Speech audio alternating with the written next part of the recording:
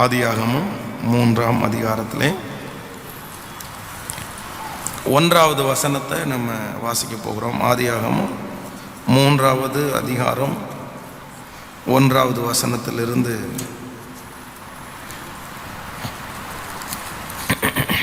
3ஆம் அதிகாரம். தேவனாகிய கர்த்தர் உண்டாக்கின சகல ஜீவன் பார்க்கிலும் சர்ப்பமானது தந்திரம் உள்ளதாக இருந்தது. அது ஸ்திரீயை நோக்கி, நீங்கள் தோட்டத்திலே உள்ள சகல விருட்சங்களின் கனிகளை புசிக்க வேண்டாம் என்று தேவன் சொன்னது உண்டோ என்று.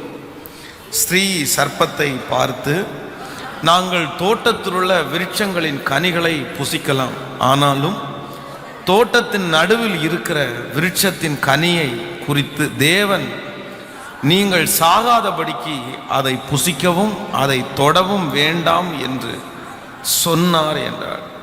அப்பொழுது சர்ப்பம் ஸ்திரீயை நோக்கி, நீங்கள் சாகவே சாவதில்லை, நீங்கள் இதை புசிக்கும் நாளிலே உங்கள் கண்கள் திறக்கப்படும் என்று, நீங்கள் நன்மை தீமை அறிந்து தேவர்களைப் போல இருப்பீர்கள் என்றும் தேவன் அறிவார் என்றது. அப்பொழுது ஸ்திரீயானவள் அந்த விருட்சம் புசிப்புக்கு நல்லதும் பார்வைக்கு இன்பமும் புத்தியை தெளிவிக்கிறதுமாய் இச்சிக்கப்படத்தக்க விருட்சமாய் இருக்கிறது என்று கண்டு அந்த கனியை பறித்து புசித்து தன் புருஷனுக்கும் கொடுத்தாள், அவனும் புசித்தான். அப்பொழுது அவருடைய இருவருடைய கண்களும் திறக்கப்பட்டது. நன்றாய் கவனிங்கள் ஆண்டவருடைய பிள்ளைகளே. ஆண்டவர் இந்த வேதத்திலே ஏற்படுத்தின முதல் குடும்பம் இந்த ஆதாம் ஏவாள் என்கிற இந்த குடும்பம். முதலாவதாக ஆண்டவர் மனிதனை கர்த்தர் படைத்து, அதற்கு பிறகு அவனுடைய விலாவில் இருந்து ஒரு எலும்பை ஆண்டவர் எடுத்து அதை மனுஷியாக உண்டாக்கி அதை அவனுக்கு முன்பாய் கொண்டு வந்து நிறுத்தி அவர்களுக்கு என்ன பெயர் வைக்கிறானோ அந்த பெயரை ஆண்டவர் அங்கீகரித்தார். அவன் சொல்லுகிறான், மனுஷனிடத்திலிருந்து எடுக்கப்பட்டபடியால் அவள் மனுஷி, அப்படி என்று அந்த ஆதாம் அந்த சகோதரியை முழுவதுமாக ஏற்றுக்கொண்டார். பொதுவாக இந்த வேத பகுதியில் நீங்க ஆண்டவர் அநேகம் விசை இந்த பிள்ளைகளோடு கூட ஆண்டவர் பேசுறார். ஆனா பேசும்போது நீங்க பாத்தீங்க அப்படின்னா, இந்த பாவத்தை செய்து முடித்த உடனே ஆண்டவர் ஃபர்ஸ்ட் என்ன கூப்பிடுறார் அப்படின்னா, அப்பொழுது தேவனாகிய கர்த்தர் ஆதாமை கூப்பிட்டு, நீ எங்கே இருக்கிறாய் என்றார். அப்போ ஃபர்ஸ்ட் ஆண்டவர் யாரை கூப்பிடுறார் அப்படின்னா, தன்னுடைய பிள்ளைகளை தேடி பார்க்கிறார். ஆதாம் ஏவாள் இருவரையும் ஆண்டவர் அந்த இடத்துல வைத்திருக்கிறார். ஆனா ஃபர்ஸ்ட் யாரை கூப்பிடுறாருன்னா, ஆதாமே ஆதாமே நீ எங்கே இருக்கிறாய், நீ எங்கே இருக்கிறார். ஆண்டவர் ஏன்னா ஃபர்ஸ்ட் படைக்கப்பட்டதும் ஆதாம் தான். அதே போல ஆண்டவர் பேசுவதற்கு கூப்பிடும் போதும் ஃபர்ஸ்ட் ஆதாமை தான் ஆண்டவர் கூப்பிடுறாரு. அவனை அந்த சகோதரிக்கு ஏவாளுக்கு தலைவனாய் ஆண்டவர் அபிஷேகம் பண்ணி வைக்கிறார். நீங்கள் கவனமா இந்த வார்த்தையை நீங்க கேட்கணும், ரொம்ப முக்கியமான வார்த்தை. கையை உயர்த்தி ஒரு ஹல்லேலூயா சொல்லுங்கள். எல்லாம் சந்தோஷமா இருக்கிறீங்களா? ஆமேன். எல்லாரும் கவனிக்கிறீர்களா? ஆமேன். அப்போ ஆண்டவர் ஃபர்ஸ்ட் இந்த ஆதாமை தான் அந்த குடும்பத்திற்கு தலையாய் வைத்திருக்கிறார்.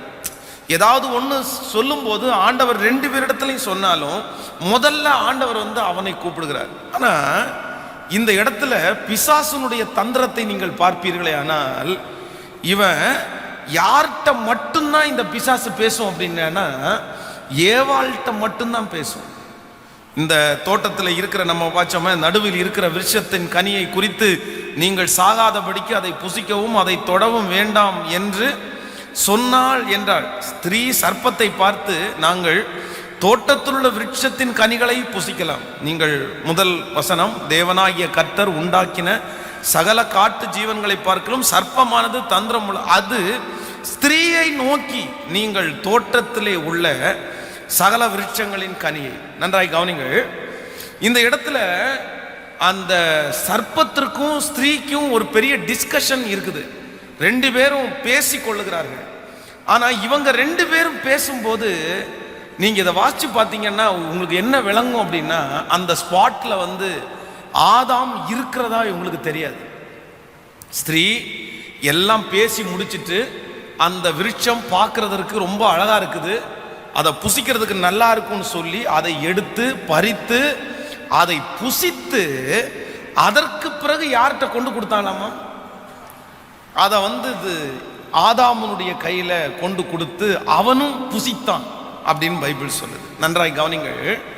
நான் என்ன நம்புறேன் அப்படின்னா, இந்த 2 பேருடைய வாழ்க்கையில சத்துரு இல்லைன்னா சர்ப்பம் உள்ள நுழைகிறதற்கு காரணம் என்ன அப்படின்னா, இவங்க 2 பேரிடத்திலையும் இருந்த இடைவெளி தான் காரணம் அப்படின்னு நம்புறேன்.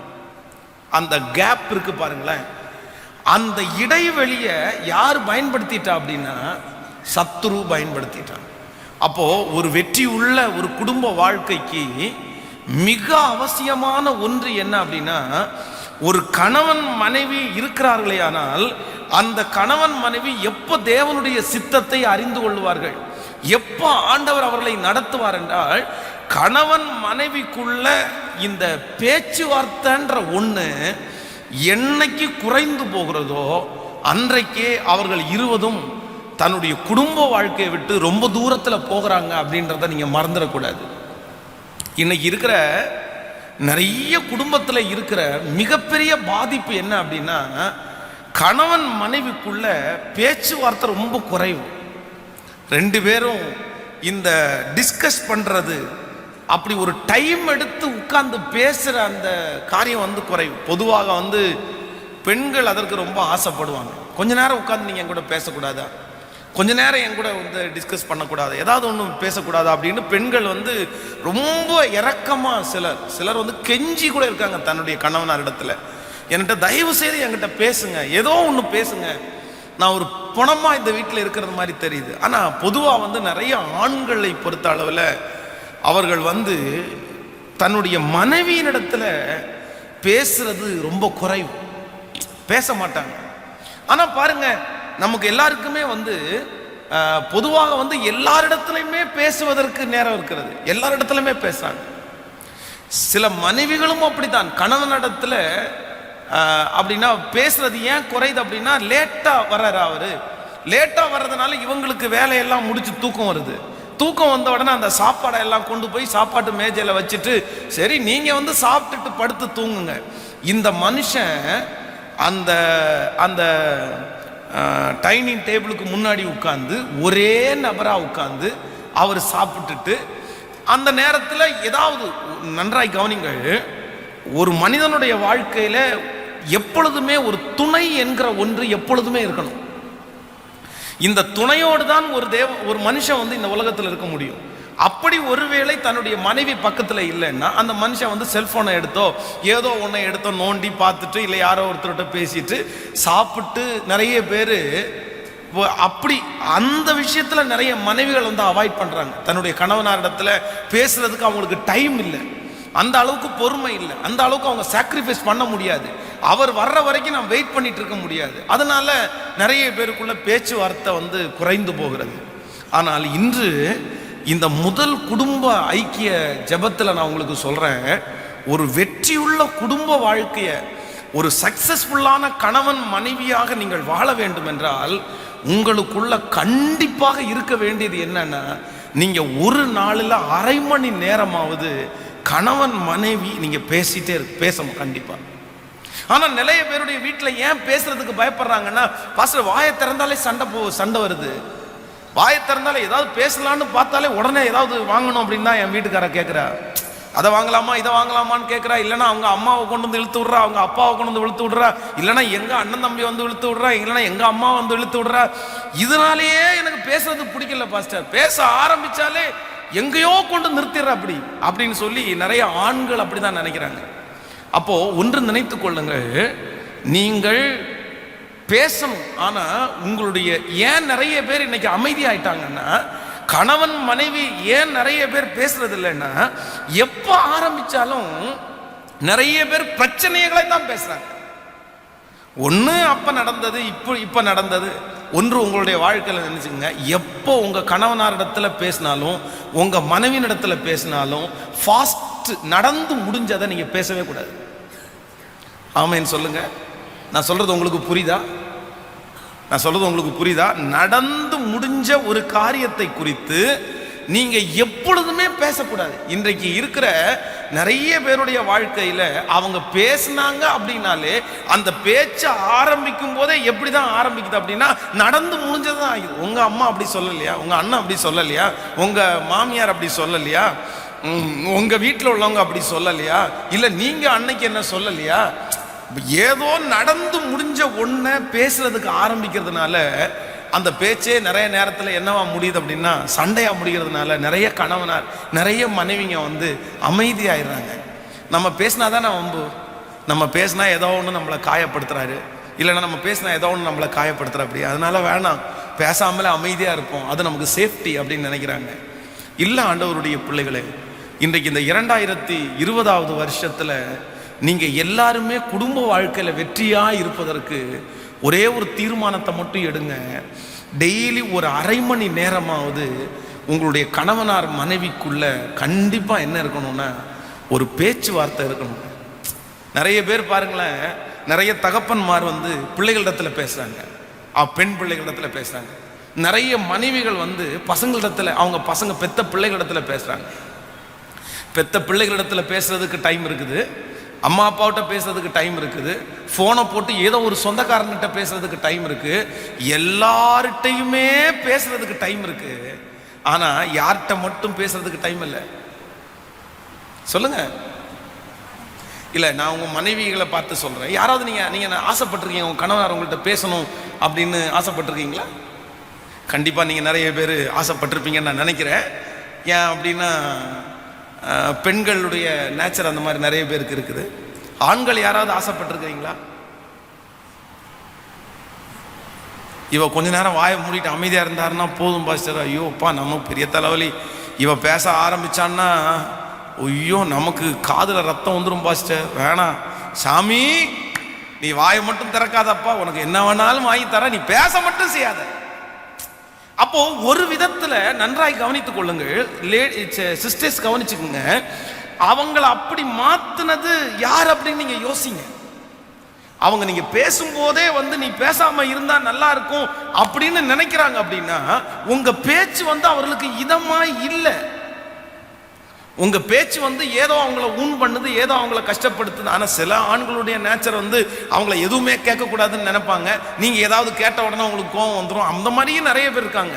ஆனா இப்போ ஆவிக்குரிய வாழ்க்கையில இருக்கிற நிறைய கணவனார் வந்து ஏன் அமைதி ஆயிடுறாங்க அப்படின்னா, பேசுனா நம்ம ஏன் சண்டை வரும், பேசினா சண்டை தான் பாஸ்டர் வரும், அதனால நான் அமைதியா போறேன் அப்படின்னு நினைக்கிறாங்க.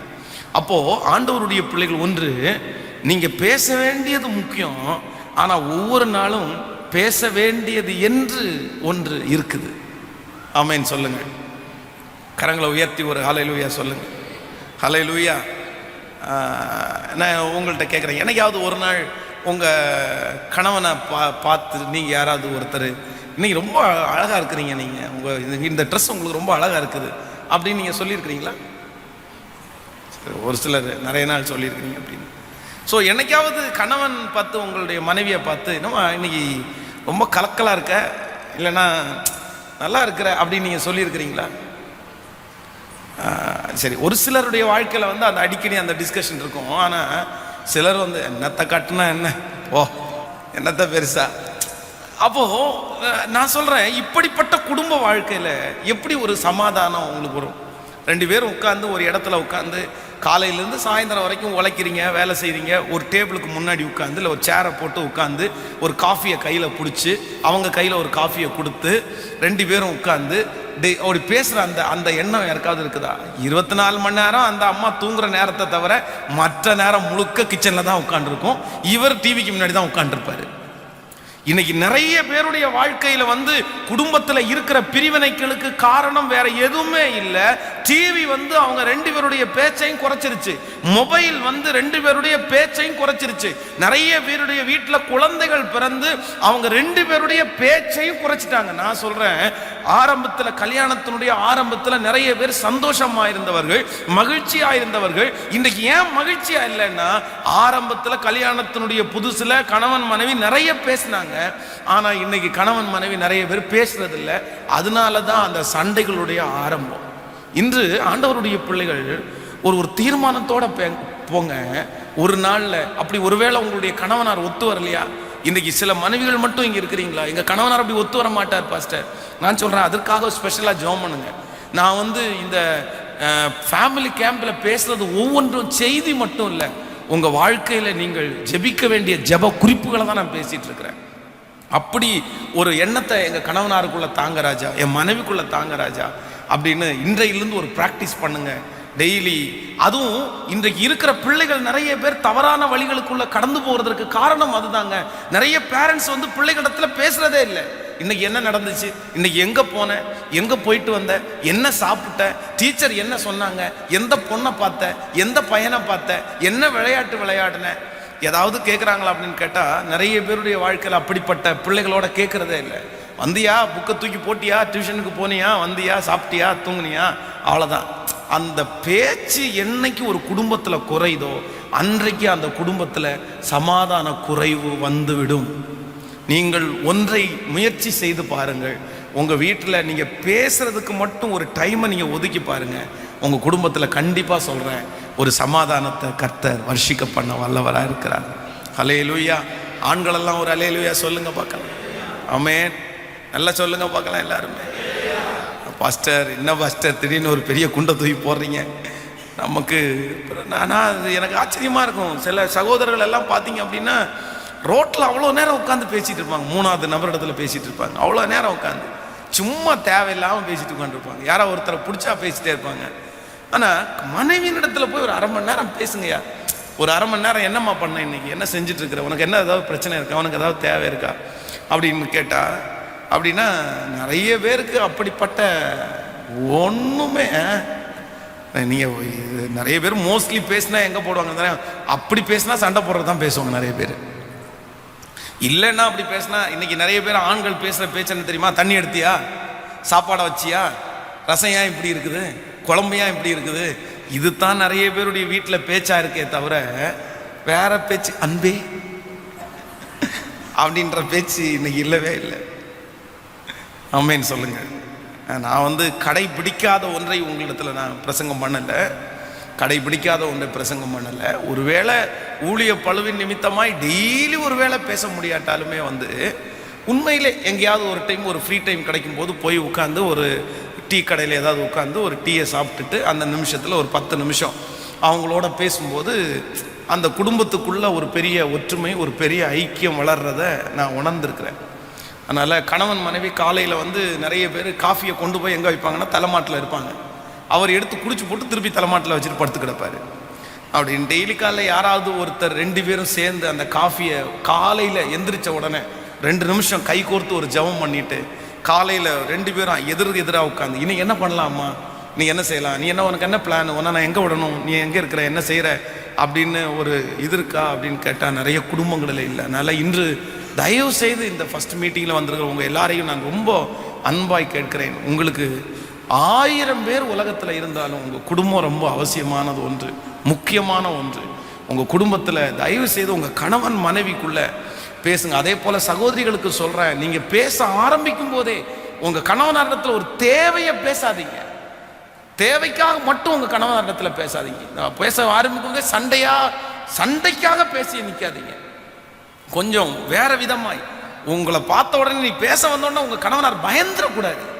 அப்படி பயப்படுற மாதிரி நீங்கள் பேசாமல் கொஞ்சம் நீங்கள் அப்படி உங்கள் பேச்சினுடைய டோனையும் உங்கள் பேச்சினுடைய விஷயத்தையும் நீங்கள் மாற்றினீங்கன்னா நிச்சயமாக சொல்கிறேன், உங்கள்கிட்ட பேசுறதுக்கு உங்கள் கணவனார் விருப்பப்படுவார்னு நான் நம்புகிறேன். ஆமோதிக்கிறீங்களா? நல்லா ஆமேன்னு சொல்லுங்கள் எல்லாரும். ஆமேன். நீங்கள் சண்டைக்கவே நின்ட்டீங்கன்னா அவர் ஓடத்தான் செய்வார். அப்புறம் என்ன பண்ணுறது? சிலர் காது கொடுத்தே கேட்க மாட்டாங்க. அம்மா சாமி நிறுத்திட்டியா, அம்மா மழை முடிஞ்சிருச்சா, மழை பெஞ்சு ஓஞ்சிருச்சா அப்படின்னு ஸ்டார்ட் பண்ணாங்கன்னா சிலர் பேச்சை நிறுத்தவே மாட்டாங்க. பாருங்களா, வள வள வள வள வள வள அது 1.5 மணி நேரம் போகும் பாருங்களா அந்த பேச்சு. இவருடைய வாயிலிருந்து ஒன்றே ஒன்று மட்டும் வரும், தலையாட்டி இருப்பார். அந்த மாதிரி இல்லாமல் பேச்சு என்கிற சொல்லி டிஸ்கஷன், ஒருத்தருக்கு ஒருத்தர். அந்த பேச்சை எத்தனை பேருக்கு அது சாத்தியமாகும்னு தெரில. ஆனால் கர்த்தருடைய வார்த்தையை நான் சொல்கிறேன், இது ஆண்டவர் சொன்னது. உங்கள் குடும்பத்தில் ஐக்கியம் வேண்டுமானால் கண்டிப்பாக கணவன் மனைவி ஒரு நாளிலே 1/2 மணி நேரமாவது நீங்கள் என்ன செய்ய வேண்டும் என்றால் நீங்கள் பேசணுங்க. நான் இன்றைக்கு இந்த வசனத்தை தியானித்து கொண்டே இருக்கும்போது இந்த ஆபிரகாமுடைய வாழ்க்கையும் லோத்தினுடைய வாழ்க்கையும் கொஞ்சம் நான் கொஞ்சம் ஆராய்ச்சேன், கொஞ்சம் நோட் பண்ணேன். அது எனக்கு ரொம்ப வித்தியாசமா இருந்துச்சு.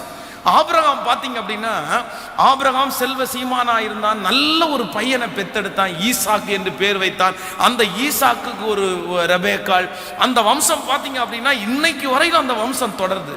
ஆனா அவன் கூடயே உட்கார்ந்து அவனை மாதிரியே அவ்வளவு தூரம் ஒர்க் பண்ணி பெரிய ஆட்டு மந்தையை உண்டு பண்ணி நல்லவனாய் வாழ்ந்த, நீதிமானாய் வாழ்ந்த வேதம் சொல்லுகிறது லோத்தனுடைய குடும்பம் ஒண்ணுமே இல்லாம போன குடும்பமா ஆயிடுச்சு. ஏன் இவங்க ரெண்டு பேரும் ஏன் இப்படி ஆனாங்க? லோத்தனுடைய மனைவியை குறித்து வேதம் சொல்லுது, அந்த மனைவி பின்னிட்டு பார்த்து என்ன ஆனாலாமோ, உப்பு தூண் ஆனாள். உங்களுக்கு லோத்தனுடைய கதையை சொல்ல வேண்டிய அவசியம் இல்லை. அவங்க 2 பிள்ளைகளும் போயிட்டாங்க, எல்லாமே அப்படியே அந்த குடும்பமே கொலாப்ஸ் ஆயிடுச்சு. நான் இன்றைக்கு தியானித்த போது ஒரு வசனம் என்னை ரொம்ப சந்தோஷப்படுத்திருச்சு. ஆபிரகாமுக்கும் லோத்துக்கும் நான் என்ன ஃபீல் பண்றேன் அப்படின்னா, அவங்க குடும்பத்தினுடைய உடைவுக்கு இதுதான் காரணம் அப்படின்னு நான் நம்புறேன். வாசிக்கலாம், அந்த வசனத்தை நம்ம வாசிக்கலாம். ஆதியாகமம் 18ஆம் அதிகாரத்தை எடுத்துக்கொள்ளுங்கள். ஆதியாகமம் 18வது அதிகாரத்தில் 6வது வசனத்தை நம்ம வாசிக்கும் போது, நீங்கள் 18ஆம் அதிகாரம் 1வது வசனத்திலிருந்து வாசிப்பீர்களே ஆனால், பின்பு கர்த்தர் மம்ரேயின் சமபூமியிலே அவனுக்கு தரிசனமானார். அவர் பகலிலே உஷ்ண வேளையில் கூடார வாசலில் உட்கார்ந்திருந்து தங்கள் கண்களை ஏறெடுத்து பார்க்கும்போது இதோ 3 புருஷர் அவனுக்கு எதிரே நின்றார்கள். அவர்களை கண்டவுடனே அவன் கூடார வாசலிலிருந்து அவர்களுக்கு எதிர்கொண்டு ஓடி தரை மட்டும் குனித்து, ஆண்டவரே, உம்முடைய கண்களில் எனக்கு கிருபை கிடைத்தானால் நீர் உமது அடியானை விட்டு கடந்து போக வேண்டாம், கொஞ்சம் தண்ணீர் கொண்டு வரட்டும், உங்கள் கால்களை கழுவி மறுத்தடியிலே சாய்ந்து கொண்டுங்கள், நீங்கள் உங்கள் இருதயங்களை திடப்படுத்தி கொஞ்சம் அப்பம் கொண்டு வருகிறேன், அப்புறம் நீங்கள் உங்கள் வழியே இதற்காகவே அடியனிடத்தில் இவ்வளவு தூரம் நீங்க வந்தீங்க அப்படின்னு சொல்றான் பாருங்க. உடனே அந்த தூதர்கள் என்ன சொல்லுகிறார்கள் என்று சொன்னால், நீ சொன்னபடி செய் என்றார். நீ சொன்னபடி செய் என்றார். அப்பொழுது ஆபிரகாம், எல்லாரும் இந்த வசனத்தை கண்டிப்பா வாசிக்கணும், 6வது வசனத்தை எடுத்துக்கொண்டீர்களா? 18வது பேஜில் இருக்குது. அப்பொழுது ஆபிரகாம் தீவிரமாய் கூடாரத்தில் சாராளிடத்திற்கு போய் சீக்கிரமாய் 3 படி மெல்லிய மாவு எடுத்து பிசைந்து அப்பம் சுடு என்றார். அல்லேலூயா. ஆபிரகாம் யாருங்க?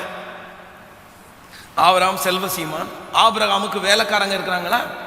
வேதம் சொல்லுகிறது திரளான வேலைக்காரர்களும் திரளான வேலைக்காரிகளும் யாருக்கு இருக்கிறாங்க? ஆபிரகாமுக்கு எடுத்து. இப்போ தூதர்கள் 3 பேர் வருகிறாங்க. இந்த 3 பேர் வந்த உடனே இந்த ஆபிரகாம் என்ன பண்றாருன்னா, ஓடி எங்க போறாரு? கேட்கல, சத்தமா சொல்லுங்களேன். சாராளத்திற்கு ஓடி, அம்மா 3 தூதர்கள் வந்திருக்கிறாங்க, ஒன்று பண்ணு, நீ 3 படி மெல்லிய நீ சீக்கிரமாய் 3 படி மெல்லிய மாவு எடுத்து பிசைந்து அப்பம் சுடு.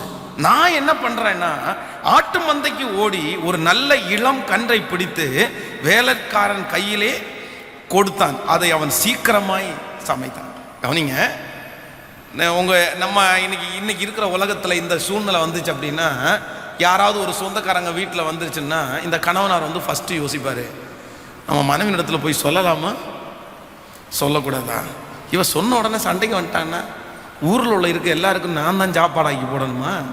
நீங்கள் உங்கள் ஊரில் இருக்கிற சொந்தக்காரங்களெல்லாம் வர சொல்வீங்க, நண்பர்கள் எல்லாம் வர சொல்வீங்க, நம்மளாலெல்லாம் எல்லாருக்கும் ஆக்கி போடலாம் முடியாது. வேலைக்காரங்க இருக்காங்க, வேணா அவங்கள வச்சு பார்த்துங்க, இல்லை கடையில் வாங்கி போடுங்க. இவர் நிறைய பேர் என்ன நினைப்பாங்கன்னா, எதுக்கு இதெல்லாம் வம்பு, நம்ம பேசிட்டு வேண்டிட்டு வந்தவங்கள ஹோட்டல்லே வச்சு சாப்பிட்டு அப்படியே டாட்டா காமிச்சு அனுப்பி விடுறது போல அண்டர்ஸ்டாண்டிங் தான் நிறைய குடும்பத்தில் இருக்குது. ஆனால் ஆபிரகாமுக்கு அத்தனை வேலைக்காரர்கள் இருந்த போதிலும் சாராயினிடத்துல போய் சொல்லி, அம்மா 3 பேர் வந்திருக்காங்கம்மா, நீ அப்பத்தை சுடுமா அப்படின்னு சொல்றாரு. அப்படின்னா இவங்க 2 பேருக்குள்ளேயும் என்ன இருந்திருக்கு? சத்தமா சொல்லுங்க. நம்ம பாஷைப்படி சொன்னா பேச்சுவார்த்தை சரியா இருந்திருக்கு. இவங்க 2 பேரும் மூஞ்சியை தூக்கி வச்சுட்டு இல்லை, நம்ம ஆட்கள் நிறைய பேர் லெட்டர் எழுதி பசங்கள்கிட்ட கொடுத்து அனுப்புவாங்களே, இன்னும் நிறைய பேர் மனைவியை வந்து பேர் சொல்லி கூப்பிடுறதும் இல்லை, கணவனை வந்து ஏங்க அப்படின்னு கூப்பிடுறதும் இல்லை. உங்க அப்பாவை கூப்பிடு, உங்க அம்மாவை கூப்பிடு. இன்னைக்கு நிறைய பேருக்கு புரோக்கர் யாரு கேட்கல. இன்னைக்கு நிறைய பேர் பிள்ளைங்களை வச்சு விளாண்டே இருக்காங்க பாருங்களேன். உங்க அம்மாவை கூப்பிடு, உங்க அம்மாட்ட போய் சொல்லு, உங்க அம்மாட்ட கொஞ்சம் தண்ணி கொடுக்க சொல்லு, உங்க அம்மாட்ட கொஞ்சம் குழம்பு ஊத்த சொல்லு. பா, இவருக்கு வாயில உச்சரிக்க மாட்டார். ஏன் அப்படின்னா அப்படி உச்சரித்தா அது தீட்டு. ஏன் அம்மா கொஞ்சம் அந்த குழம்பு எடுத்துருவாம்மா, கொஞ்சம் தண்ணி எடுத்துட்டு வர முடியுமா அப்படின்னு கேட்டாங்க. இங்கே தானே ஏங்க எங்க இருக்கீங்க அப்படின்னு கேட்டான்னு தெரியுமா? நிறைய பேருடைய வீடுகளில், நான் வந்து சும்மா விளையாட்டுக்கு சொல்றேன்னு நினைக்காதீங்க, சீரியஸா சொல்றேன், நிறைய பேருடைய குடும்பத்துல வந்து கணவன் மனைவி பேர் சொல்லி கூட ஒருத்தரை கூப்பிடுறது இல்லைன்னு வைங்களேன். பேர் சொல்லி கூட வாங்க அப்படின்னு, இல்லைன்னா ஒரு ஏதோ ஒரு அடைமொழியில, இல்லைன்னா ஏதோ ஒரு பட்ட பேர்ல, வேணா ஏன் கோணலப்பா இங்க வா அப்படின்னு கூப்பிடுவாங்க கணவன்மாரு. இல்லைன்னா மனைவி நிறைய பேர் தாளா கூப்பிடு அப்படின்னு அந்த மாதிரி தான் பேசுவாங்களே தவிர ஒரு நல்ல பட்ட பேர் வச்சு யாராவது கூப்பிடுறாங்களா? அப்படி நிறைய கணவனார் பத்து நிறைய பேர் இந்த கோயம்புத்தூர்ல அம்முன்னு கூப்பிடுறாங்கல்ல. அம்மு தானே, அது ஃபேமஸ் தானே அந்த வார்த்தை. அம்மோ வேற என்ன, குட்டி, வேற இன்னும் நிறைய அடைமொழிகள் இருக்கிறது. அந்த மாதிரி யாராவது ஒருத்தர் வந்து உங்களுடைய மனைவியை வந்து ஒரு பட்டப்பேர், நல்ல ஒரு பேரை வச்சு, அவங்களுடைய பேர் இல்லாம இன்னொரு பேரை வச்சு உங்க மனைவியோ இல்லைன்னா உங்களுடைய கணவனாரையோ கூப்பிடுறீங்களா அப்படின்னு கேட்டா, சரி உங்களை பார்த்து கேட்குறேன், சிஸ்டர்ஸை பார்த்து, உங்களுடைய கணவனாரை நிறைய பேர் அப்பான்னு கூப்பிடுறவங்க கை தூக்க பார்க்கலாம். பா, தேங்க்யூ சிஸ்டர், நீங்க எல்லாம் உண்மையில நல்லவங்க. இங்க இருக்கிற எல்லாருமே உங்க அம்மாவை வாடி, உங்க மனசிய போடி வாடின்னு சொல்லாம, அவங்க பேர் சொல்லி சொல்லாம, இல்லை ஏதோ ஒரு வாடை, ஒரு தங்கம் என்றோ செல்லம் அப்படின்னோ, இல்லை அப்படின்னா குட்டின்னோ, இல்லைன்னா அம்முன்னோ நான் என் ஒய்ஃபை கூப்பிட்றேன்றவங்க கை தூங்க பார்க்கலாம். சே, நல்லவங்க இங்கேயும் இருக்காங்கப்பா, பரவாயில்ல, நம்ம சச்சு ஸ்தோத்திரம். சந்தோஷமா இருக்கு, எனக்கு உண்மையில மகிழ்ச்சியா இருக்கு, ரொம்ப மகிழ்ச்சியா இருக்குது, சந்தோஷமா இருக்குது. அப்போ உண்மையிலே அதுதான் ஒரு தேவனுடைய பிள்ளைகள் இடத்துல இருக்கிறது. அப்போ உங்களுடைய கணவன் உங்களுடைய மனைவியின் இடத்துல என்ன ஆண்டவர் எதிர்பார்க்கிறார் அப்படின்னா, இந்த இடத்துல நடக்கிறது என்ன அப்படின்னா, வேதம் சொல்லுது, ஆபிரகாமுடைய குடும்பத்திற்கும் இந்த லோத்தினுடைய குடும்பத்திற்கும் இருக்கிற வித்தியாசம். நீங்க அப்படியே லோத்தினுடைய சப்ஜெக்டுக்கு வாங்கல, அது ரொம்ப 19ஆம் அதிகாரம் 3வது வசனத்தை வாசிக்கலாமா? 19ஆம் அதிகாரம் 3வது வசனம் எல்லாரும் சேர்ந்து வாசிக்கலாம். அவன் அவர்களை மிகவும் வருந்தி கேட்டுக்கொண்டான். அப்பொழுது அவனிடத்திற்கு திரும்பி அவன் வீட்டிலே பிரவேசித்தார்கள். யாரு? ஹலோ, நல்லா வாசிங்க அந்த இடத்துல. அவன் அவர்களை மிகவும் வருந்தி கேட்டுக்கொண்டான். அப்பொழுது அவனிடத்திற்கு திரும்பி அவன் வீட்டிலே பிரவேசித்தார்கள். அவன் புளிப்பில்லா அப்பங்களை சுட்டு அவர்களுக்கு விருந்து பண்ணினான். அவர்கள், இந்த இடத்துல எந்த டிஸ்கஷன் வரல, கேட்கல. நான் என்ன நம்புறேன் அப்படின்னா, லோத்துனுடைய குடும்பம் சின்ன பின்னம் ஆகிறதற்கு மிக முக்கியமான காரணம் நான் இந்த வசனத்துல சொல்றேன். அவங்க 2 பேருக்குள்ளேயும் சரியா என்ன இல்லை, பேச்சுவார்த்தை, அண்டர்ஸ்டாண்டிங்ன்றது அடுத்தது. இவங்க 2 பேருக்குள்ளேயும் சரியான பேச்சுவார்த்தையே இல்லைங்க. ஆபிரகாம் அந்த தூதர்கள் வரும்போது ஃபர்ஸ்ட் யாருக்கு தான் போய் சொல்றாரு? தன்னுடைய சாராய்க்கு, மனைவிக்கு தான் போய் சொல்றாரு, அம்மா எடுத்து அப்பம் சுடுமா. ஆனா இவர் சமைச்சாரா என்னன்னு நமக்கு தெரியல, இல்லைன்னா வேலைக்காரங்களை வச்சு சமைச்சாரான்னு தெரியல. ஆக மொத்தத்துல அவர்களுக்கு சாப்பாடு கொடுத்தது யாரு தான் கொடுத்ததுன்னு பைபிள் சொல்லுது அப்படின்னா, லோத்து தான் கொடுத்திருக்கிறாரு. இவங்க 2 பேருக்குள்ள என்ன நடக்கல அப்படின்னா எந்த டிஸ்கஷனுமே. இந்த பட்டணத்தை அழிக்க போகிறேன் என்று சொல்லும் போது கூட அங்க தன்னுடைய அவங்களுக்கு பிரச்சனை, அவங்க குடும்பத்துக்கு பிரச்சனை. ஆனா வேதம் சொல்லுது, அவங்க 2 பேருடைய கையை பிடிச்சிருக்கும் போது ஆண்டவர் லோத்துனுடைய கையை பிடிச்சிட்டு வெளியே விட்டார் அப்படின்னு சொல்லல. லோத்துனுடைய கையும் அவங்க மனைவியினுடைய கையையும் பிடிச்சி வெளியே விட்டாங்க. அப்போ அவர்களுக்கு உள்ளே சரியான பேச்சுவார்த்தை இல்லாதனால அந்த குடும்பம் உடைஞ்சிருச்சு. இன்று இந்த முதல் கூட்டத்திற்கு வந்திருக்கிற எல்லாருக்குமே ஒரு ஆலோசனை சொல்றேன். உங்களுடைய குடும்பம் மிக வெற்றியுள்ள குடும்பமாய், கணவன் மனைவிக்குள்ள ஒரு பெரிய ஐக்கியத்தை ஆண்டவர் தர்றதுக்கு விரும்புகிறார். உங்கள் குடும்பத்தை கத்தர் கட்டுறதற்கு விரும்புகிறாரு. பார்க்கும்போதெல்லாம் கோவப்பட்டு, பார்க்கும்போதெல்லாம் சத்தம் போட்டு, இல்லைன்னா ஒரு தேவைன்னா நீங்கள் வந்து வலிஞ்சிட்டு நின்றுருப்பீங்க, ஒரு தேவைன்னா நீ பெரிய ஐஸ் வைப்ப அப்படின்ற வார்த்தையெல்லாம் சொல்லி பேச வந்தவங்களே உடனே காயப்படுத்துறதை விட்டுட்டு, நான் சொல்கிறேன், உங்கள்கிட்ட வராமல் வேறு யார்கிட்ட அவங்க போவாங்க, உங்கள்கிட்ட கேட்காம வேறு யார்கிட்ட அவங்க கேட்பாங்க. ஒரு கணவன் ஒரு மனைவி என்று சொல்லுகிறவர்கள் வந்து அப்படித்தான், உங்கள்கிட்ட தான் அவங்க வந்து நிற்பாங்க, உங்கள்கிட்ட தான் கேட்பாங்க. ஆமாம் ஆமாம், தேவைன்னா உடனே வலிஞ்சிட்டு வந்து நில்லுங்க, தேவைன்னா உடனே என்கிட்ட வந்து பேசிட்டு, உனக்கு ஒரு தேவை இருக்கா, அவங்க அம்மா வீட்டுக்கு போகணுமா, இல்லைன்னா எதானா உடனே வருவியே, சிரிச்சிட்டே வருவியே அப்படின்னு எல்லாம் சொல்லி டக்குன்னு பேச்சை அப்படியே கட் பண்ணாமல் இன்று ஒரு தீர்மானத்தோடு எல்லாரும் இந்த இடத்துல இருந்து போவோம்.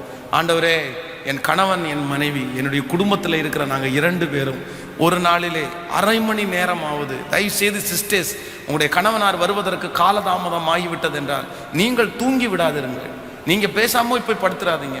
அதே நேரத்தில் ஆண்கள் வந்து உங்களுடைய வீடுகளுக்கு வேலை முடித்த அடுத்த நேரத்தில் வீட்டுக்கு வந்துருங்க. லேட் பண்ணாமல் எங்கெங்கேயோ தெருவில் யாரோ ஒருத்தர்கிட்ட பேசிகிட்டு இருக்கிறத விட நீங்கள் உடனே வீட்டுக்கு வந்து உங்கள் பிள்ளைகளோட நேரத்தை செலவு பண்ணி உங்கள் மனைவி உங்களுடைய கணவனிடத்தில் தினமும் ஒரு அரை மணி நேரம் பேசுங்க.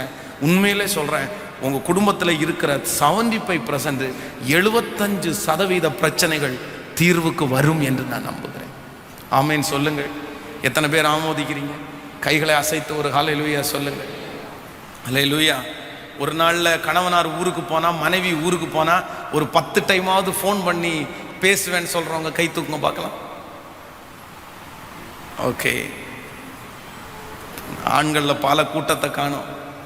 நிறைய பேர் வந்து போயிட்டீங்களா, அப்பா சாமி எப்போ வருவீங்க, வர்றது வரைக்கும் நமக்கு என்ன இல்லை, தொந்தரவே இல்லை சாமி. இல்லை, நிறைய பேர் ஃபோன் பண்ணாமல் இருக்கிறதுக்கு என்ன காரணம் அப்படின்னு கேட்டால், சும்மா என்னத்தை ஃபோன் பண்ணிகிட்டே இருக்கிற, ஃபோனை வை பேசிகிட்டே இருக்கிறேன், என்னத்தை பேசுறது, இப்போ தானே கூப்பிட்டேன், இப்போ தானே பேசினேன். உண்மையிலே சொல்கிறேன், நமக்கிட்ட பேசுறதுக்கு ஒரு ஆள் இருக்கிற வரைக்கும் நமக்கு சந்தோஷம். நம்மகிட்ட பேசுறதுக்கு ஆள் இல்லைன்ற ஒரு நிலைமை வரும்போது தான் நமக்கு துக்கம் தெரியும். நல்ல, இன்று நம்ம எல்லாம் ஒரு தீர்மானத்தோடு போவோம்.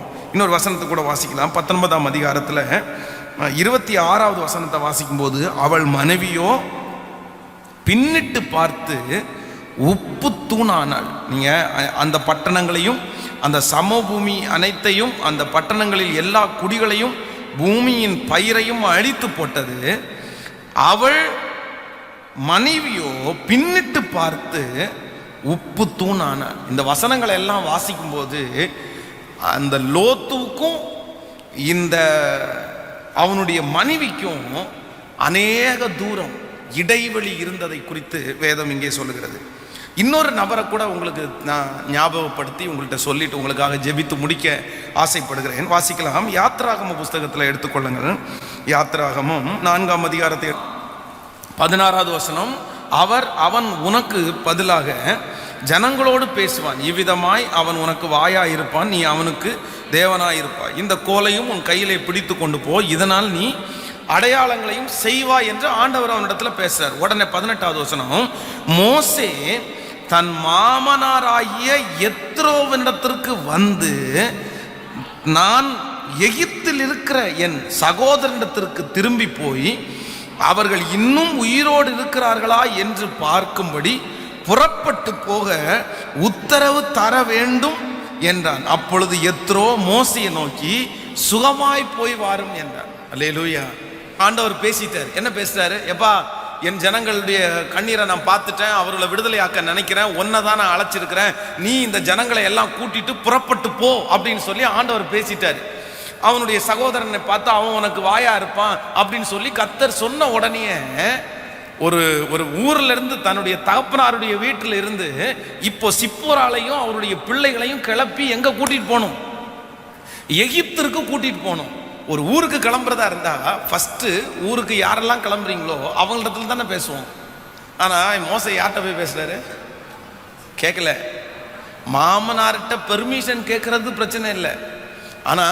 ஆனா தன்னுடைய மனைவியினிடத்துல வரியா வரலையா, இஷ்டம் இருக்கா இஷ்டம் இல்லையா, உனக்கு என்ன வேணும்? இதே நேரத்தில் யாக்கோபை குறித்து வேதத்தில் வாசிக்கும் போது அவர் மாமனார்கிட்டையே டிஸ்கஸ் பண்ண மாட்டார். அவர் மாமனார் பக்கமே போக மாட்டாரு. ஏன் அப்படின்னா அந்த மாமனார் சாதாரணமானவர் அல்ல. ஐயோ, அது சரியான ஆளு. 10 முறை மதுமோன் சம்பளத்தை ஏமாத்தினவர், பொண்ணே ஏமாத்தின ஆளாச்சே. சம்பளத்தை மாத்தினது கூட பரவாயில்ல, மாத்தி கல்யாணம் பண்ணி வச்சவர் இல்லை. அதனால யார்கிட்ட டிஸ்கஸ் பண்றாரு? தன்னுடைய மனைவிங்க 2 பேரையும் வர சொல்லி, அம்மா இந்த மாதிரி உங்க அப்பாவுடைய குடும்பம் தாங்க முடியல, போலாமான்னு சொன்ன அடுத்த நிமிஷத்துல அவங்க அப்பாவை புரிஞ்சு கொட்டுவாங்க பாருங்க. இவங்க எங்க அப்பா அப்படிப்பட்டவர் அப்படின்னு அவ்வளோ இதுவா பேசுவாங்க. ஆனா இதுல அப்போ யாக்கோபனுடைய குடும்ப வாழ்க்கைக்கும் மோசேயினுடைய குடும்ப வாழ்க்கைக்கும் இருக்கிற வித்தியாசத்தை பாருங்க. யாக்கோபனுடைய பிள்ளைகளுக்கு பிறந்த 12 பிள்ளைகளும் 12 கோத்திரங்களை போல இன்றைக்கு இருக்கிறார்கள். ஆனா மோசேயினுடைய 2 பிள்ளைகளும் அவன் செய்த ஊழியத்தை அவன் செய்யவே இல்லை. அவங்க 2 பேரும் ஒரு சாதாரணமானவர்களா இருந்தார்கள். அவ்வளோ பெரிய தீர்க்கதரிசியினுடைய பிள்ளைகள். மோசே என்கிறவன் இஸ்ரவேல் ஜனங்களுக்கு மிகப்பெரிய ஒரு தேவ மனிதன், ஆண்டவரிடத்துல முகமுகமாய் பேசினவன். ஜனங்கள் அவனுடைய முகத்தை பார்க்க முடியாம முக்காடு போட்டுக் கொள்ற அளவுக்கு அவன் பிரசன்னத்தை சுமந்த மனுஷன். ஆனா அவங்க பிள்ளைங்க அவனுடைய ஒரு சின்ன படிக்கு கூட வரல. காரணம் என்னன்னா, இந்த மோசே தன்னுடைய மனைவியின் இடத்துல பேசினதா சொல்லவே இல்லை. இன்னொரு இடத்துல ரொம்ப கொடுமையா இருக்கும். நீங்க வாசிங்கன்னா வாசிக்க யாத்ராகமம் 18ஆம் அதிகாரத்தை எடுத்துக்கொள்ளலாம். யாத்ராகமம் 18ஆம் அதிகாரம் எடுத்துக்கொண்டீர்களானால் 18ஆம் அதிகாரத்துல 3வது வசனத்திலிருந்து வாசிக்கலாம். 18:3. அவனுடைய 2 குமாரரையும் கூட்டிக் கொண்டு பிரயாணப்பட்டான். நான் அந்நிய தேசத்திலே பரதேசியாய் இருந்தேன் என்று மோசே சொல்லி ஒரு மகனுக்கு கெர்ஷோம் என்று பெயரிட்டான்.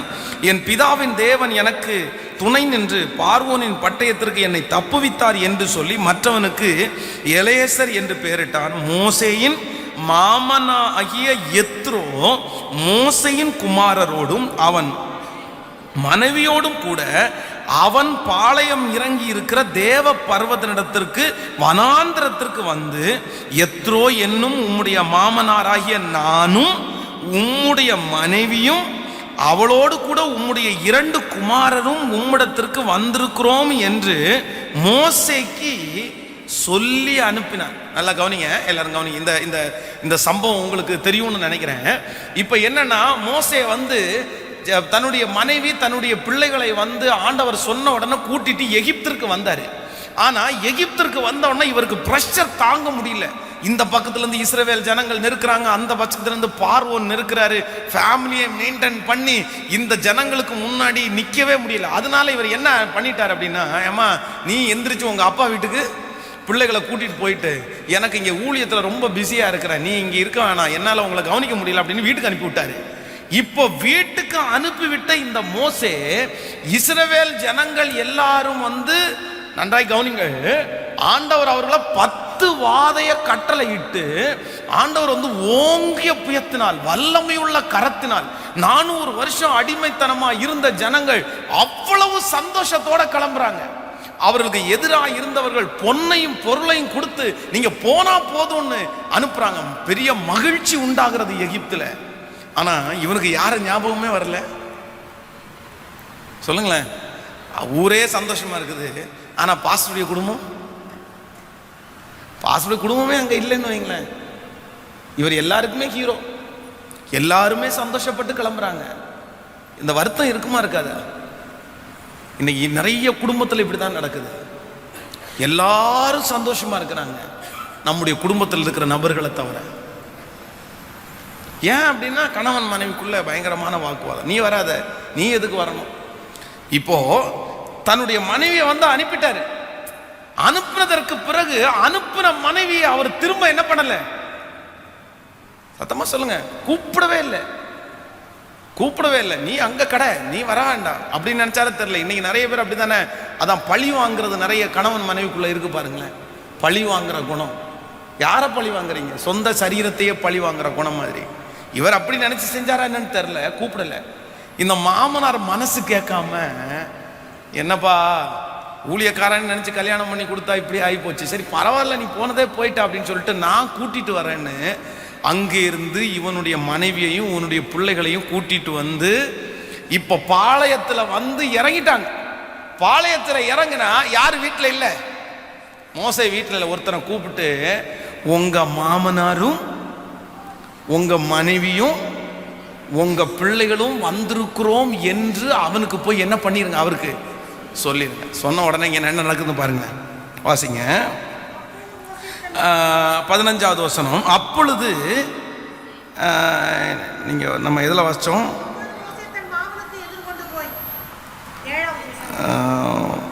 ஓகே, இது மோசேக்கு சொல்லி அனுப்பினான். 7வது வசனம். அப்பொழுது மோசே தன் மாமனுக்கு, யாருக்கு எதிர்கொண்டு போய்? தன் மாமனுக்கு எதிர்கொண்டு போய் அவனை வணங்கி முத்தம் செய்தான்.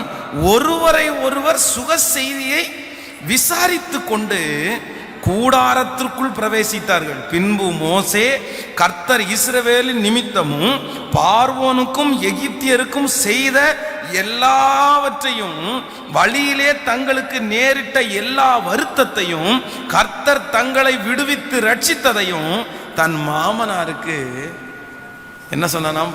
மாமனாருக்கு விவரித்து சொன்னான். ஆக மொத்தத்தில் அத்தனை வருஷம் பிரிஞ்சிருந்த மனைவியும் பிள்ளைகளையும் ஏன்னு கூட அங்கேருந்து வந்திருக்கான்னு தெரிஞ்ச உடனே எதிர்கொண்டு ஓடி அவனை கட்டி பிடிச்சி மாமா மாமா மாமனார கொண்டாடுறாரு. ஆனா யாரை விட்டுட்டாரு சொல்லுங்களேன்? ஆண்டவர் தன்னை நடத்தி வந்திருக்கிற விதத்தை தன்னுடைய பிள்ளைகளுக்கும் தன்னுடைய மனைவிக்கும் விவரித்து சொல்ல வேண்டியவர் மனைவியையும் பிள்ளைகளையும் சுத்தமா விட்டுட்டு மாமனாருக்கு விவரித்து சொல்றாரு. ஆனா மாமனார் நான் சொல்ற மாதிரி ரொம்ப நல்ல மாமனார். எத்தனை மாதிரி ஒரு மாமனார் உங்களுக்கு கிடைச்சாருன்னு வைங்களேன், சே நீங்க லக்கியான ஆள் தான் பிரதர். அடுத்து என்ன நடக்குது பாருங்களேன். பின்பு மாமனாருக்கு விவரித்து சொன்னான், கர்த்தர் இஸ்ரவேலை எகிப்தின் கைக்கு தப்புவித்து அவர்களுக்கு செய்த சகல நன்மையும் குறித்து எத்ரோ சந்தோஷப்பட்டு, நம்ம நல்ல தகப்பனா இருந்தா எங்கிட்ட எதுக்கு மாப்பிள்ளை சொல்றீங்க, உங்க மனைவிட்ட சொல்லலாமல்ல, அவ பாருங்க அவளை கவனிக்காம இருக்கிறீங்கன்னு அந்த நேரத்திலே அப்பா சண்டை போட்டிருப்பாரு. ஆனா இவர் சந்தோஷப்படுறாரு. சந்தோஷப்பட்டுட்டு உங்களை எகிப்தியன் கைக்கும் பார்வோனுடைய கைக்கும் தப்புவித்து எகிப்தியருடைய கையின் கீழ் இருந்த ஜனத்தை விடுதலை ஆக்கின கர்த்தருக்கு ஸ்தோத்திரம். கர்த்தர் எல்லா தேவர்களை பார்க்கிலும் பெரியவர் என்கிறதை இப்பொழுது அறிந்திருக்கிறேன். அவர்கள் இடும்பு செய்த காரியத்தில் அவர்களை மேற்கொண்டார் என்று சொல்லி மோசையின் மாமனாராகிய எத்ரோ சர்வாங்க தகன பலிகளையும் மற்ற பலிகளையும் தேவனுக்கு கொண்டு வந்து செலுத்தினான். பின்பு ஆரோனும் இஸ்ரவேல் மூப்பர் அனைவரும் வந்து மோசையின் மாமனாருடனே தேவ சமூகத்தில் போஜனம் பண்ணினார்கள். மறுநாள் மோசே ஜனங்களை நியாயம் விசாரிக்கிறதற்கு உட்கார்ந்தார். அல்லேலூயா. கைகளை உயர்த்தி ஒரு அல்லேலூயா சொல்லுவோம். நேற்றுக்கு யார் வந்தா? மாமனாரா? யார் வந்தா? மாமனார் மட்டும் இல்ல, மனைவி பிள்ளைகள். ஒரு நாள் முழுக்க எதுல போயிடுச்சு? மாமா கூட கதை பேசுறதுல கொஞ்ச நேரம், மாமா பலி செலுத்துறதுல கொஞ்ச நேரம், மாமா கூட சாப்பிட்றதுல கொஞ்ச நேரம். ஒரு நாள் முழுக்க முடிஞ்சிருச்சு. அடுத்த நாள் காலையில் பிரதர் சட்டை போட்டு வேலை கிளம்பிட்டார். அவர் கிளம்பிட்டார். ஆக மொத்தத்தில் யாரோட பேசல? சிப்போராவோட கூடயும் பேசல. சொல்லுங்க, இன்னைக்கு இருக்கிற நிறைய பேர் மோசை அதில் ஃபாலோ பண்றாங்க. நிறைய பேர் மோசை தான் ஃபாலோ பண்றாங்க. சட்டை போட்டு கிளம்பிட்டாரு. ஊருக்கு போயிட்டு ஒரு வாரம் ஆச்ச, ஒரு மாசம் ஆச்ச, 3 நாள் ஆச்ச. வந்துட்டு யாராவது ஒருத்தரை விசாரிச்சு என்ன பண்ணிட்டு இருந்தீங்க, என்ன செஞ்சீங்க, சாப்பிட்டீங்களா இல்லையா, தூங்குனீங்களா, ஏதாவது நடந்துச்சா நடக்கலையா அப்படின்னு சொல்றதை விட ஊருக்கு போயிட்டு வந்தா டயர்டில் நீட்டி நிமிந்து தூங்கியாச்சு. தூங்கி முடிச்சுட்டு அடுத்த நாள் காலையில் எழும்பி ரெடியாச்சா கிளம்பிட்டான் அப்படின்ட்டு மோசை மாதிரி நிறைய பேர் இன்னைக்கு கிளம்புற ஆண்கள் தான் நிறைய பேர் இருக்கிறாங்க. அதனால தான் நான் நம்புறேன், இந்த மோசையினுடைய 2 பிள்ளைகளையும் அவர் ஒரு பெரிய நிலைமைக்கு அவரால் கொண்டு வந்து நிறுத்தவே முடியல. இப்ப நடக்கிறத பாருங்க. அடுத்து மறுநாள் மோசே ஜனங்களை நியாயம் விசாரிக்கிறதற்கு உட்கார்ந்தான். நல்லா நல்லா கேளுங்க. ஜனங்கள் காலமே தொடங்கி சாயங்காலம் மட்டும் மோசைக்கு முன்பாக ஜனங்களுக்கு அறிவே இருக்காது பாருங்க. அட அவரும் ஒரு மனுஷன் தானே, அவருக்கும் பசிக்கும், அவருக்கும் பாத்ரூம் போகணும், அவருக்கும் கால் வலிக்கும், அவருக்கும் உட்காரலான்னு தோணும். அவர் என்ன கடவுளா அப்படின்னு தோணுமா? அவர் பாஸ்டர், அவர் ஊழியக்காரர், அவர் பலனே தனி பலன். நிஜமாதான் அவ்வளவு கஷ்டத்தில் ஜனங்களுக்கு முன்பாக திறப்பில் நின்னாலும், நம்ம அப்படி இல்லை. நிறைய கர்த்தருடைய பிள்ளைகள் புரிஞ்சுக்கிறவங்க இருக்காங்க. சில இடத்துல சில ஊழியக்காரர்கள் பார்த்தீங்கன்னா, மோகன் சிலாசரஸ் ஐயா வந்து கடைசியாக இந்த வாவுசி வரும்போது பார்த்தீங்கன்னா, நான் முடிச்சுட்டு எத்தனை மணி நேரமானாலும் உங்களுக்காக ஜெபம் பண்ணிட்டு தான் போவேன்னு சொன்னார். அதிகாலையில் 3:30 வரைக்கும் ஜெபம் பண்ணார். மீட்டிங் 8:30 மணிக்கு முடிஞ்சு 3:30 மணி வரைக்கும் அவரை ஸ்டேஜிலேருந்து வெளியவே விடலைங்க. எல்லாரும் நாளைக்கு டிக்கெட் வாங்கிட்டு இன்னைக்கு அந்த அம்மா வந்து முன்னாடி நின்று இருக்குது. நாளைக்கு போகணும் அவங்க பரலோக ராஜ்யத்துக்கு. ஏன்னா டைம் ரெடி ஆயிடுச்சு, நேரம் முடிஞ்சிருச்சு, அவ்வளோதான், கத்திரத்தில் போக வேண்டிய நேரம் வந்துருச்சு. ஆனால் அவங்க மோகன் சிலாசரதியாட்ட ஒரு ஆசீர்வாதம் வாங்கணும் அப்படின்னு, நம்ம நாளைக்கு தான் போகிறோமே, டைரெக்டாக அவரை பார்த்துடலாமே அப்படின்னு நினைக்கலாம். இல்லை சும்மா ஒரு ஜோக்கு சொல்கிறேன் அவங்கள்ட்ட. அந்த அந்த ஒரு இது இருக்காதா? காலையிலிருந்து சாயந்தரம் வரைக்கும் ஜனங்கள் எல்லாருமே உட்கார்ந்தாங்க. பாருங்க 14வது வசனம். ஜனங்களுக்கு அவன் செய்த யாவையும் மோசேயின் மாமனார் கண்டு, நீர் ஜனங்களுக்கு செய்கிற இந்த காரியம் என்ன? நீர் ஒன்றியாய் உட்கார்ந்திருக்கவும் ஜனங்களெல்லாம் காலமே துவங்கி சாயங்காலம் மட்டும் உமக்கு முன்பாக நிற்கவும் வேண்டியதும் என்ன? அப்பொழுது மோசே தன் மாமனாரை நோக்கி, தேவனிடத்தில் விசாரிக்கும்படி ஜனங்கள் என்னிடத்திற்கு, அவர்களுக்கு யாதொரு காரியம் உண்டால் என்னிடத்திற்கு வருகிறார்கள், நான் அவர்களுக்கு வழக்கை தீர்த்து தேவ கட்டளையையும் அவருடைய பிரமாணங்களையும் தெரிவிக்கிறேன் என்றார். அதற்கு மோசையின் மாமனார், நீர் செய்கிற காரியம் நல்லதல்ல, நீரும் உம்முடைய இருக்கிற ஜனங்களும் தோய்ந்து போவீர்கள். ஆமேன் சொல்லுங்கள். சரி, இந்த மாமனார் எவ்வளோ ஞானமாக பேசுறாரு பாருங்களேன். ஒரே அடியா இவர் பொதுவாக வந்து யாருக்கு தான் சப்போர்ட் பண்ணணும்? யாருக்கு? தன்னுடைய மகள். ஐயா, காலையிலேருந்து சாயந்தரம் வரைக்கும் இந்த ஜனங்களோடய உட்காந்துருக்கிறீங்களே, அங்கே கூட்டிகிட்டு வந்த ஒரு பொண்ணும் பிள்ளைங்களும் இருக்காங்களே, அவங்கள கொஞ்ச நேரமாவது கவனிக்க வேண்டாமா அப்படின்னு சொல்லலை. இன்னொன்று, இந்த ஜனங்களை மட்டும் குத்தி பேசி மோசையை உயர்த்தி பேசினா மோசைக்கு கோபம் வந்துடும். மோசே ஜனங்களுக்காக ஆண்டவரிடத்துல போய் திறப்பில் நின்னவன். நீர் வேணும்னா என்ன வேணா நீ வந்து என் பேரை வேணா கிளிக்கி போடுங்க, ஆனால் இந்த ஜனங்களை மட்டும் என்ன பண்ணாதீங்க, ஒன்றும் செய்யாதீங்க. ஜனங்களுக்காக ரொம்ப பக்தி வைராக்கியம் காண்பிக்கிறவர் தான் இருந்த மோசே. ஆனால் இந்த மாமனார் வந்து இவரை ஜனங்களை திட்டினாலும் இவருக்கு கோபம் வரும். இவரையும் நம்ம திட்ட முடியாது, என் பிள்ளைய பாருங்கன்னு சொல்ல முடியாது. அவனை அழகாக சொல்கிறாரு, இப்படி காலையிலேருந்து சாயந்தரம் வரைக்கும் நடந்தால் நீங்களும் சோர்ந்து போவீங்க, நிற்கிறவங்களும் சோர்ந்து போவாங்க. அழகாக ஒரு ஆலோசனை சொல்லி 70 பேரை நியமித்து கொஞ்சம் வேலை பழுவ குறைச்சிருங்க அப்படின்னு சொல்லி ஒரு ஆலோசனை கொடுக்குறாரு. ஆனால் ஆக மொத்தத்தில் இந்த மோசையினுடைய தன்னுடைய குடும்பத்தை அசால்ட்டாக அவன் விட்டதுனால அவனுடைய பிள்ளைகள் முன்னணியில் நிற்கக்கூடாமற் போய்விட்டு, அதனால தான் ஆண்டவர் என்ன எழுப்பினார்னா, ஜோஷுவா என்கிற ஒரு வாலிபனை கர்த்தர் எழுப்பி இஸ்ரவேல் ஜனங்களுக்கு தேசத்தை பங்கிட்டு கொடுக்கறதற்கு கர்த்தர் அவனை அபிஷேகம் பண்ணினார். இல்லை அப்படின்னா ஜோஷுவான்ற ஒரு கேரக்டர் உள்ள வந்திருக்க வேண்டிய அவசியமே இல்லை. என் அன்பு தேவனுடைய பிள்ளையே, உங்கள் மேலே ஆண்டவர் வச்சிருக்கிற திட்டம் ரொம்ப பெருசு, உங்கள் பிள்ளைங்க மேலே ஆண்டவர் வச்சிருக்கிற நோக்கம் ரொம்ப பெருசு. ஆனால் உங்கள் குடும்பத்தை நீங்கள் சரியாக கவனிக்காமல், உங்கள் 2 பேருக்குள்ளேயும் நிறைய அண்டர்ஸ்டாண்டிங் இல்லாமல், நீங்கள் சரியான பேச்சுவார்த்தையில் இல்லாதவர்களாக இருந்தால் பாதிக்கப்படுகிறது வேற யாரும் இல்லை, உங்களை பிள்ளைகளை வச்சிருக்க வேண்டிய பொசிஷனில், உங்கள் பிள்ளைகளை நிறுத்த வேண்டிய இடத்துல ஆண்டவர் அவர்களை நிறுத்த முடியாதனால வேற யாரையோ ஒருத்தர் அங்கீகரிக்க போகிறார். ஸோ உடைய கணவன் மனைவி 2 பேரும் நீங்கள் ஒன்றாக இருக்க வேண்டும். நீங்கள் அதிக நேரங்கள் உங்களுடைய 2 பேருக்குள்ளேயும் பேச்சுவார்த்தை இருக்கணும். எதுக்காக அப்படின்னா, உங்களுக்காக மட்டுமல்ல, தேவன் உங்கள் பிள்ளைகளை குறித்து வைத்திருக்கிற பெரிய திட்டத்தை நிறைவேற்றும்படியாக. எத்தனை பேர் ஆமோதிக்கிறீங்க? உங்கள் பிள்ளைகள் ஆசீர்வதிக்கப்பட வேண்டும் என்று நினைக்கிறீர்களா? உங்கள் பிள்ளைகள் உன்னதமான இடங்களில் கர்த்தர் நிற்க வைக்க வேண்டும் என்று நினைக்கிறீர்களா? நீங்கள் 2 பேரும் அண்டர்ஸ்டாண்டிங் இல்லை அப்படின்னா உங்கள் பிள்ளைகளுக்கு முக்கியமான இடங்கள் கண்டிப்பாக கிடைக்கவே கிடைக்காது. அந்த இடத்துல அவங்க போய் உட்கார முடியாது.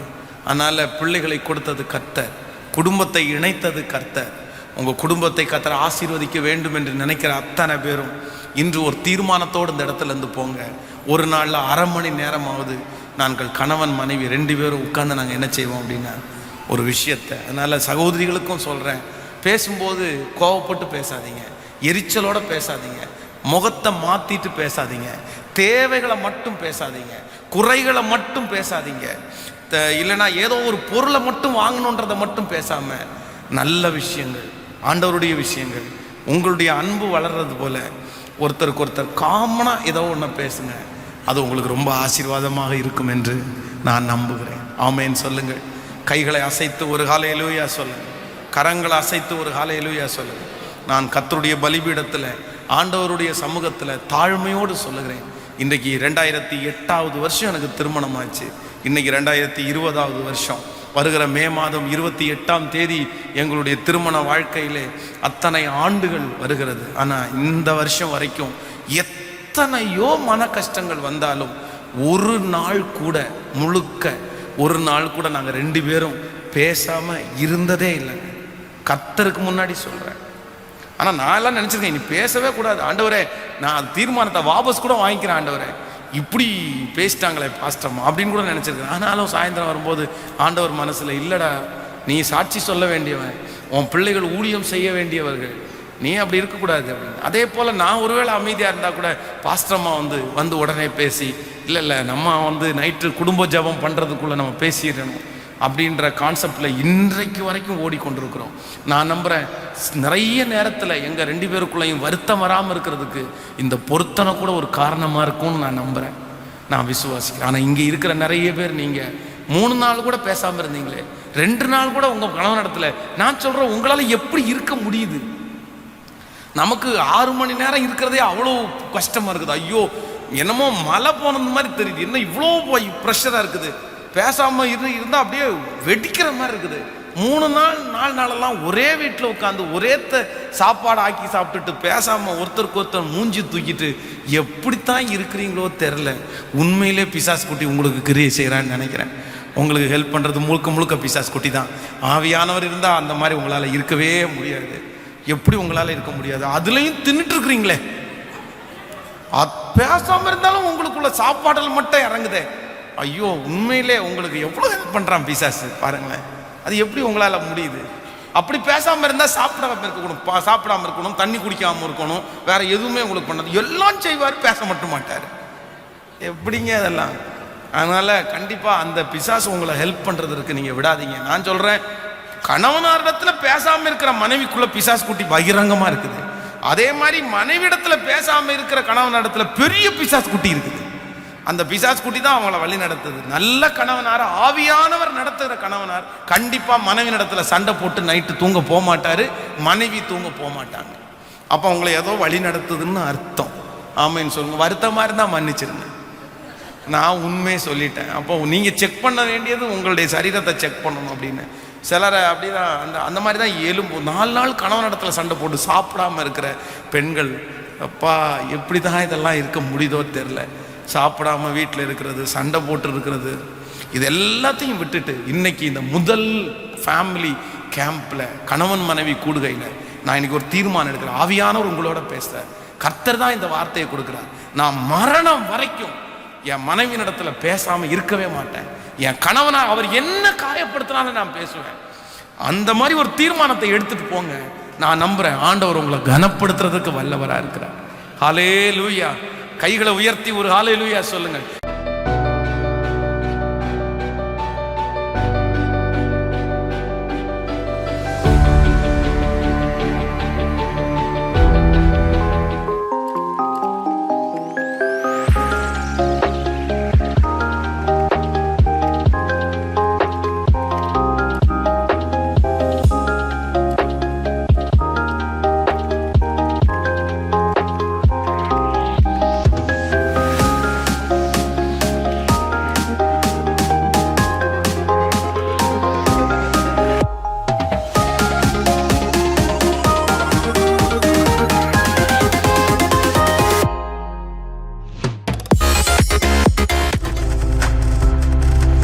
நீங்கள் பார்த்து கொண்டிருப்பது உங்கள் ஜாய் டிவி. உங்கள் துக்கம் சந்தோஷமாய் மாறும்.